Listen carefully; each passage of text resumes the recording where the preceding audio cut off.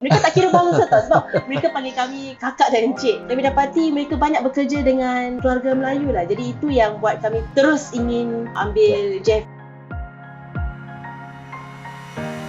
Jeff seorang yang sangat approachable. Kita boleh tanyakan apa-apa saja dengan Jeff. Tak kira lah mengenai financial ataupun tempat yang harus kita beli dan sebagainya. Jadi dia yang berikan kami nasihat lah. Sangat selesa.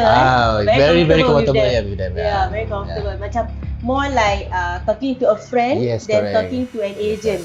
Dulu kalau kami pergi dengan ejen lain ke untuk rumah-rumah yang sebelum ni, dalam satu hari mungkin 2-3 rumah. 1 or 2 houses. Tapi dengan Jeff kita jalan macam jalan hari raya. Satu hari kita jalan dalam one day about 5 or more lah houses lah.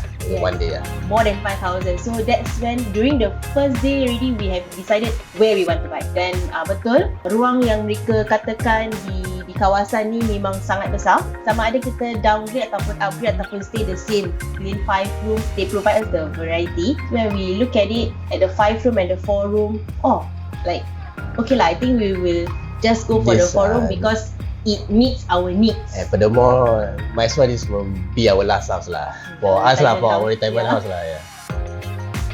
For 20. I would 10 or more 1 to 10 of course, definitely 10 or above.